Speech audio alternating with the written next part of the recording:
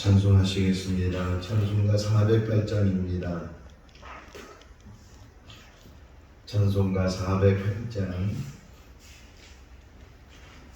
나 어느 곳에 있든지 늘 마음이 편하다.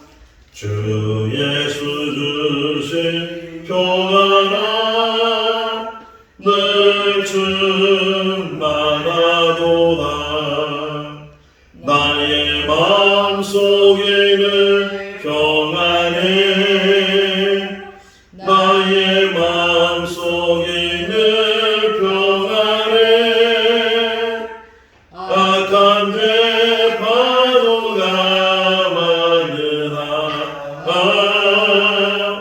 마음이 늘 평안해. 내 맘에 솟는 생명수 한없이 흐르니 목마름 다시 없으며 늘 평안하도다. 나의 마음속에는 평안해. 나의 마음속에는 평안해. 악한 죄 파도가 많으나 마음이 늘 평안해. 참되신 주의 사랑을 경험치 못하니 그 사랑 내 맘 여시고 소망을 주셨네. 나의 마음속에는 평안해. 나의 마음속에는 평안해. 악한 죄 파도가 많으나 마음이 늘 평안해. 주 예수 온갖 고난을 왜 몸소 당했나. 주 함께 고난 받으면 멸류관 없겠네. 나의 마음속에는 평안해. 나의 마음속에는 평안해. 악한 죄 파도가 많으나 마음이 늘 평안해. 잠언 17장 13절에서 마지막 28절입니다. 잠언 17장 13절에서 28절 말씀. 누구든지 악으로 손을 갚으면 악이 그 집을 떠나지 아니하리라.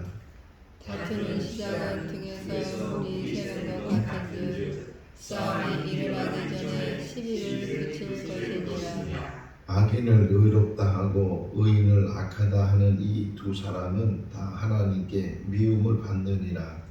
미련한 자는 무지하거니 손에 나팔이 가지고 지혜를 사용하는 어찌인고. 친구는 사랑이 끊어지지 아니하고 형제는 위급한 때를 위하여 남느니라. 지혜 없는 자는 남의 손을 잡고 그 일 앞에서 고승이 되느니라. 다툼을 좋아하는 자는 죄가를 좋아하는 자요 자기 힘으로 높이는 자는 파괴를 구하는 자니라. 마음이 굽은 자는 복을 얻지 못하고 혀가 패역한 자는 재앙에 빠지느니라. 미련한 자를 낳는 자는 근심을 당하나니 미련한 자의 아비는 낙이 없느니라. 마음의 즐거움은 양약이라도 심령의 근심은 뼈를 마르게 하느니라. 악인은 사람의 품에서 뇌물을 받고 재판을 굳게 하느니라. 지혜는 명철한 자 앞에 있거늘 미련한 자는 눈을 땅 끝에 두느니라. 미련한 아들은 그 아비의 근심이 되고 그 어미의 고통이 되느니라. 의인을 벌하는 것과 기인을 정죄하라고 때리는 것은 선하지 못하느니라. 말을 아끼는 자는 지식이 있고 성품이 냉철한 자는 명철하니라. 미련한 자라도 잠잠하면 지혜로운 자로 여겨지고 그의 입술을 닫으면 슬기로운 자로 여겨지느니라. 아멘. 할렐루야. 우리한테는 뭐 없을 것 같은데 혹 금 가락지라든가 아니면 다이아몬드 반지라든가 진주 목걸이라든가 흔히 말하는 귀금속을 가지고 있는 사람이 있다면 그 귀금속을 함부로 다룰까요? 소중히 다룰까요? 소중히 다루겠죠? 그냥 아무데나 방치해 둘까요? 아니면 어떤 좋은 곳에 잘 간직을 하고 또 그냥 좋은 그릇에 흔히 말하는 보석함 그런 곳에다가 담아서 둘까요? 잘 그 보석함에 담아서 두겠죠.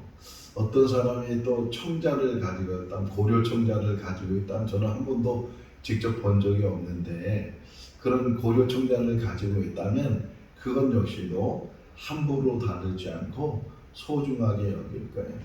우리가 들은 이야기 중에 하나가 한 여인이 가방을 들고 가는데 그 여인이 들고 가는 가방이 명품인지 아니면 짝퉁인지를 알 수 있는 방법이 있다고 합니다.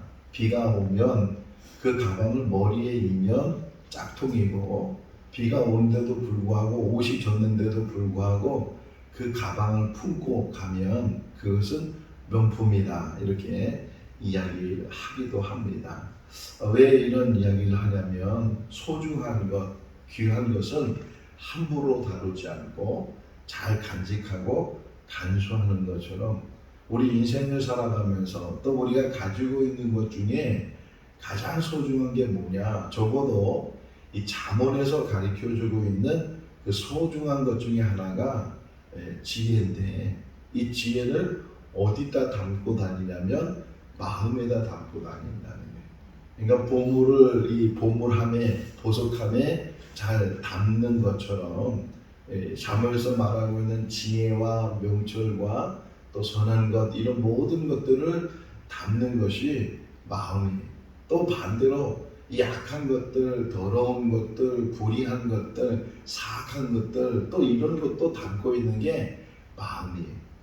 그러니까 마음이 얼마나 중요한가. 내 마음에 무엇을 담고 있는지 그 담고 있는 거에 따라서 그 사람의 말이 그 사람의 행동이 그대로 드러나게 돼.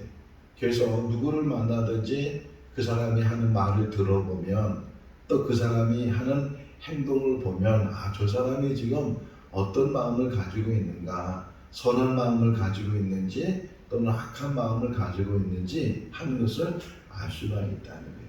우리 마음을 잘 다스리고 잘 간직하고 또 마음 안에 좋은 것들을 잘 품게 되면 그 마음에 즐거움이 있게 되고 그 마음의 즐거움은 양약과 같다. 몸에 좋은 약, 이런 양약과 같은데 그런데 그 마음에 악한 것들, 더러운 것들, 추한 것들, 부끄러운 것들 이런 것들을 담게 되면 그것이 심령을 상하게 하고 그것이 뼈를 상하게 한다. 마음의 병이라고 하잖아요. 육신의 병은 뭐 약을 먹든지 수술을 하든지 병원에 가서 치료할 수 있는데 이 마음의 상함에 대해서는 치료할 수 있는 데가 없어요. 물론 정신과 병원에 가면 혹이나 우울증이나 이런 정신분열이나 이런 것들에 대해서 꼭 치료하게 되고 약을 먹을 수 있지만 이 마음은 그렇지 않다는 거예요. 여기 먼저 한번 읽어볼까요? 22절 말씀이 읽겠습니다. 마음의 즐거움은 양약이라고 심령의 근심은 뼈를 마르게 하느니라. 할렐루야. 우리의 마음을 잘 말씀은요, 어떤 환난이 와도 어떤 풍파가 와도 오늘 408장 찬송이 그 가사잖아요. 아무리 내 주변에 풍랑이 일어나는 그런 일들이 일어난다고 마음을 잘 다스리고 있으면, 마음이 바로 서 있으면, 또 마음에 하나님이 주시는 말씀을 붙들고 지혜를 붙들고 명철을 가지고 있으면 흔들림이 없는데, 그런데 지혜가 없고 하나님의 말씀을 품지 못하면 무슨 말을 들으면 그 때문에, 그 근심 때문에, 걱정 때문에, 염려 때문에 마음이 막 흔들리게 되고 혼돈하게 되고, 또 그러다 보면 마음에 불을 품게 되고, 이래가지고 그 화를 견디지 못해서, 그래서 자기 스스로가 그냥 어떻게 할지 모르는 그런 경험을 하게 되는데, 어떤 상황에서든지 우리 마음을 잘 다스리고만 있으면 그것은 다 지나가는 거예요. 헛소문도 지나가는 것이고, 모략도 지나가는 것이고, 유혹도 지나가는 것이고, 다 지나가는 것인데, 거기서 그냥 하나하나 다 그냥 시비시비를 다 이게 드러내려고 하고, 다 이것을 따지려고 하고 그런다면 오히려 싸움만 일어나게 된다. 자, 여기 다툼에 대한 이야기를 나와요. 14절 말씀에 보면 다툼은 뭐와 같으냐? 뚝을 이제 세게 하는 그런 금과 같다는 거예요. 금이 갔어요. 뚝에 금이 가면 이것이 처음에는 별거 아닌데 점점 이 금이 간 곳으로 조그만 구멍으로 물이 새기 시작하면 점점 그 뚝이 약해지게 되고, 결국은 그것 때문에 큰 뚝이 무너지게 된다. 이 다툼이라는 것도 마찬가지. 흔히 우리나라 말 속에 아이들 싸움이 결국은 어른 싸움이 된다고 하잖아요. 작은 싸움이 결국 그 싸움 때문에 싸움이 커지게 되고, 그래서 그 싸움 때문에, 그래서 그런 싸움이 일어나기 전에, 그런 다툼이 일어나기 전에, 뚝이 넘어지기 전에 14절 말씀에 뭐라 그러냐면 시비를 그쳐라. 시시비비를 가리는 일 때문에 오히려 그것 때문에 더 큰 화를 만들게 되고 큰 다툼을 만들게 되니까, 그건 역시도 악한 자들이 행하는 거, 불의한 자들이 행하는 것이고, 그 마음에 사람을 넘어뜨리려고 하는, 우리가 계속 잠언을 봐서 알지만 이 악한 자들은요, 사람을 넘어뜨리지 않으면 잠을 못 잔다는 거예요. 큰 사람을 넘어뜨리려고 하고 함정에 빠뜨리려고 하고, 그런 악한 마음을 가지고 있는 사람들도 이 세상에 있는데 똑같은 그런 악을 행하죠. 그래서 13절 말씀 보게 되면 그 어떤 사람이 선을 행했는데 그 선을 받은 사람은 그 선을 보답하는 것이 아니고, 은혜로 보답하는 것이 아니고 악으로 선을 갚는 사람이 있다는 거예요. 악으로 선을, 13절을 읽어볼까요? 누구든지 악으로 선을 갚으면 악이 그 집에서 떠나지 아니하리라. 얼마나 불쌍한 일인지 몰라요. 얼마나 안타까운 일인지 몰라요.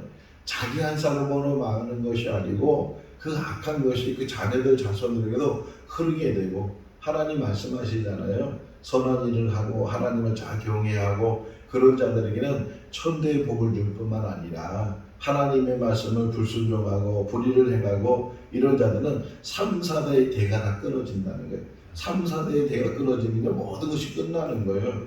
그런 벌이 있는데도 불구하고 깨닫지 못하는, 지혜는 하늘을 보고 미련한 사람은 땅을 보는데 이 땅에 있는 것만, 현실적인 것만, 눈앞에 있는 것만, 그런 것만 보게 되면 그것 때문에 넘어진 일들이 얼마나 많이 있는가. 그 얘기 나오거든요. 여기 보세요. 24절 말씀이에요. 읽어볼까요? 지혜는 명철한 자 앞에 있거늘 미련한 자는 눈을 땅 끝에 두고 있다. 지혜는 우리에게 더 넓은 것을, 더 높은 것을, 저 먼 곳까지, 아니 영원한까지 볼 수 있는 그런 영안이 열려지게 하는데, 미련한 사람들은 늘 땅만 바라보는 거예요. 네 발 달린 짐승들은 뭘 보고 다닌다고요? 땅만 보고 다닌다는 거잖아요. 그래도 하나님은 우리 인간을 2발 달린 동물로 만드셔서, 그래서 하늘을 향할 수 있고 하늘을 바라볼 수 있는 그런 모습을 만들어줬는데, 그럼에도 불구하고 하늘을 보지 못하고 하나님을 보지 못하고 영원한 것을 보지 못하고 다 눈앞에 있는 것 때문에 시시비비, 그런 것 때문에 늘 마음의 상함을 갖고 근심 걱정 속에 살 때가 많이 있는데, 물론 세상에 살다 보면 근심 걱정 없이 사는 사람이 어디 있겠어요. 다 이런 근심 저런 근심, 있는 사람은 있는 사람대로, 또 없는 사람은 없는 사람대로 근심 걱정이 있는데, 그래도 우리는 어디를 바라봐야 된다고요? 하늘을 바라봐야 되고 하나님을 바라봐야 돼. 미련한 사람처럼 땅끝을 바라보고 그런 삶을 살지 말라 하는 것을 우리에게 권면을 해주고 있고, 자 17절 15절 먼저 볼까요? 15절 악인을 의롭다 하고 의인을 악하다 하는 이 두 사람은 여호와께 미움을 받으리라. 그래. 악한 사람을 의롭다고 의로운 사람을 악하다고 거짓이잖아요. 불의한 일이잖아요. 이런 사람들 입은 더러운 입이 되는 것이고 하나님께서 다 보시잖아요. 하나님은 우리 여호와의 눈은 악인과 선인을 다 감찰하시느니라. 이 말씀 우리가 묵상했던 것처럼 하나님은 선한 사람만 보는 것이 아니고 악한 사람들 보는 거예요. 거짓말하는 사람, 불의를 행하는 사람, 이런 모든 사람을 다 보시고, 또 반면에 선을 행하는 사람, 늘 정직하고 늘 바르게 살고 그런 모든 사람들도 다 하나님이 보시는데, 당장에는 악한 사람이 더 성공하는 것 같고 악한 사람이 더 잘 되는 것 같고, 그러나 결국은 악한 사람들 그 악으로 인해서 망하게 되고, 선한 사람은 고통이 있고 어려움이 있고 그 힘든 과정을 겪게 되지만 결국은 끝까지 그 선으로 인해서 선한 열매를 맺게 되는 줄로 믿습니다. 우리가 이 땅에 산 날 동안 하나님 기뻐하시는 일 감당해야 되는데, 어떤 이들은 하나님께서 싫어하고 하나님께서 미워하는 그러한 일들을 하는 거예요. 근데 남이 그렇게 악을 행한다고 해서 똑같이 악을 행하면 똑같은 사람이 되는 거잖아요. 아무리 악한 사람이 악을 행한다 할지라도 우리는 그 일에 대해서 흔들림이 없이 오직 말씀 붙들고 하나님 바라보고, 하나님께서 그 모든 것들을 다 나중에는 정리하시고 또 나중에는 다 모든 것들을 심판하시고 하나님의 모든 것들을 공의를 행하게 되십니다. 혹이나 그때까지 기다리는 것이 어렵지만 그럼에도 불구하고 기다리면 때가 되면 그 모든 것이 선은 선으로 나타나게 될 것이고 악은 악으로 나타나게 될 줄로 믿습니다. 17절 말씀을 읽어볼까요? 친구는 사랑이 끊어지지 아니하고 형제는 위급할 때를 위하여 남느니라. 물론 친구도 좋죠. 나중에 이제 잠언 기자가 말하기를 멀리 살고 있는 형제보다는 이웃 사촌이 더 낫다 이렇게 표현하기도 하지만, 그럼에도 불구하고 그래도 핏줄이 중요하잖아요. 예, 친구도 좋지만 그러나 정말 위급한 일이 있고 당장에 해결해야 될 문제들이 있는데 친구도 뭐든 도와주겠지만 그래도 더 가까운 사람이 누구냐? 형제라는 거예요. 형제가 어려움을 당했을 때 외면하면 안 된다. 바울도 이런 말을 했어요. 우리가 복음을 전하는데 다른 사람에게, 모르는 사람에게 저 타국까지 가서 복음을 전하지만 그럼에도 불구하고 내 형제에게 복음을 전하지 않으면 가장 미련한 사람이고 하나님께서 그 사람을 그냥 두지 않으신다는 거예요. 우리 가까운 사람일수록, 가족일수록, 형제일수록 때로는 잘 돌봐야 되고 또 어떻게 살고 있는지를 잘 알아야 된다. 오늘 장례가 있어서 제가 인천을 다녀올 텐데 제가 가서 이제 말씀을 전하거든요. 말씀을 전했을 때 그 유족들에게 해주고 싶은 마음 딱 하나예요. 그 고인께서 그 유족들에게 하고 싶은 말이 있다면 형제들 간에 우애를 가지고 살아라.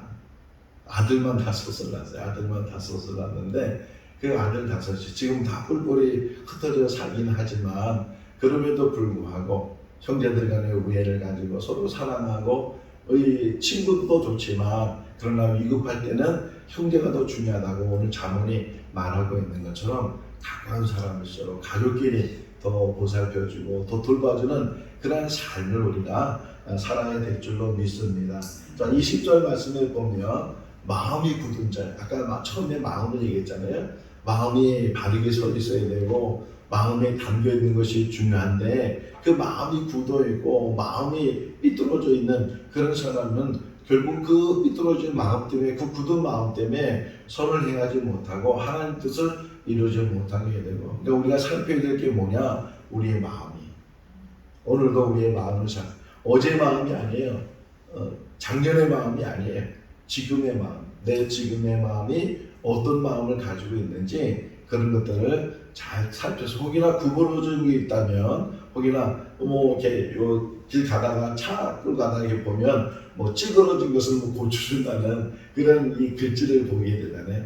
혹이나 찌그러진 것이 있다면 또 이렇게 바로 잡아야 될 일이 있다면 자꾸만 똑같진 않거든요. 이 마음도 안에는 처음에는 뭐 선이 가득한 것 같은데 또 때로는 악이 가득하기도 하고 막 이런 것들이 마음이 요동치고 막 그런 일들이 있는데 늘 마음을 잘 제가 본 책 제목 중에 하나가 지금도 기억나는 게 뭐냐면 마음 청소라는 그런 제목이 기억이 나는데 마음이 늘 청소돼야 돼. 정화돼야 되고 마음이 늘 이렇게 씻어줘야 되고 그래야 그 마음 안에 그 물통에 물을 담을 때 그 안에 찌꺼기가 있으면 아무리 깨끗한 물을 담아도 결국은 그 찌꺼기 때문에 더러워지는 것처럼 깨끗한 물을 담기 전에 마음을 잘 청소하고 마음이 깨끗해지고 담을 수 있는 준비가 되어 있어야 되는 것처럼 마음이 굳어지지 않고 마음이 곧바르게 세워지고 또 마음이 깨끗하게 이제 비워져 있을 때 그 안에 하나님께서 하나님의 은혜를 채워주실 줄로 믿습니다.